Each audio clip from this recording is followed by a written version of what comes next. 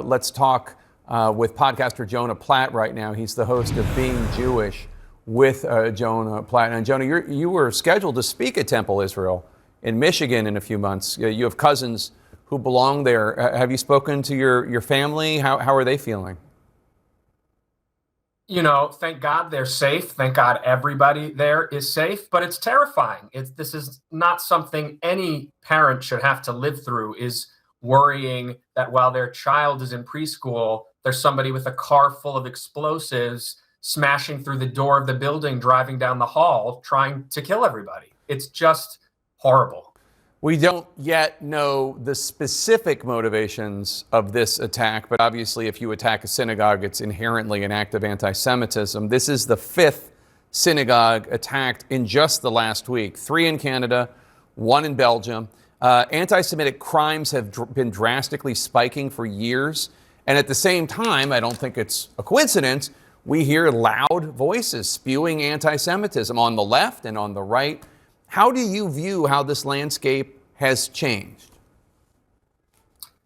I mean, this is a time unlike any that we have seen for generations. The outward, absolute, vitriolic hate towards Jews is being normalized. It started on the far right and the far left, and that certainly is the loudest and is not the majority of folks in this country.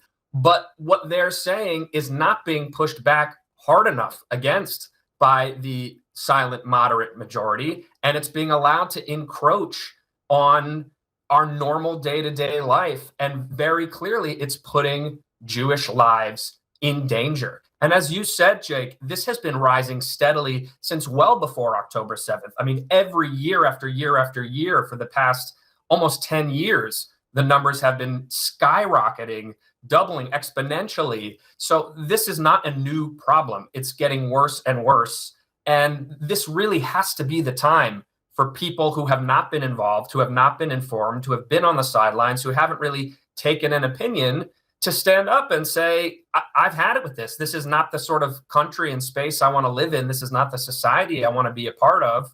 We need to push this stuff back in the dark corners of our society where it belongs. So to many Jews, there seems a reluctance by political leaders to call out anti-Semitism on their side. They feel free to call it out on the other side, Democrats against Republicans, Republicans against Democrats, but not on their own.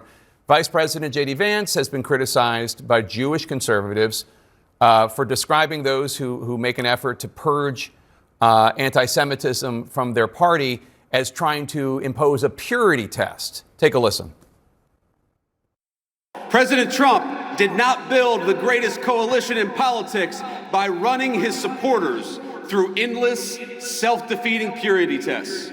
He made that comment during a debate in the Republican Party about Tucker Carlson interviewing Nick Fuentes and Candace Owens. What do you think is going on? Well, I mean, I want to give some credit where credit is due. Very recently, both Marco Rubio and Ted Cruz have taken strong stances. Cruz just the other day specifically against Tucker Carlson, trying to root out this anti-Jew hate we're seeing from his ilk. But you're right that generally, and certainly on the left, the core leadership, we're not hearing this messaging of pushing back against these extreme voices. And, again, it affects all of us. It is bad for the health check of a society when these hateful, extremist, divisive, violent voices are being normalized and platformed. It doesn't, what starts with the Jews doesn't end with the Jews. It really is a dangerous, slippery slope. And we've got to put the brakes on it right now before it escalates any farther.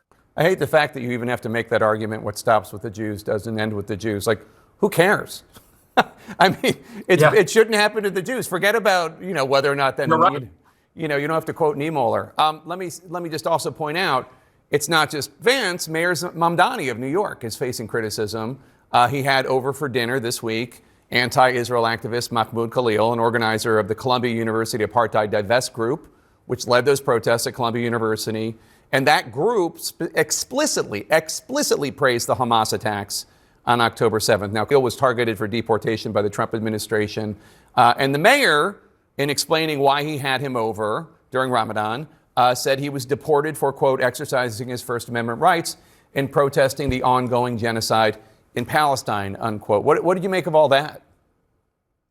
You know, this came, I don't know how quickly, after hours or a day after some ISIS-inspired, terrorists tried to throw bombs at the mansion. And instead of having a brave police officer over for dinner who, helped try to protect Americans, he had this anti-Western, anti-American ally guy who's supporting Hamas, who's sowing dissent in our country, have that guy over for dinner. He sends a very clear message that, whatever words may come out of his mouth, his actions and what he's always stood by, and many of the words that have come out of his mouth, frankly, that his priorities and what is important to him is demonizing Israel and supporting these causes from a very extreme angle, in a way that I think any Jew or any non-Jew who is suspicious and worried has every right to be of what his allegiance is. It's very disconcerting. Jonah Platt, thank you, sir. We're standing by for an update.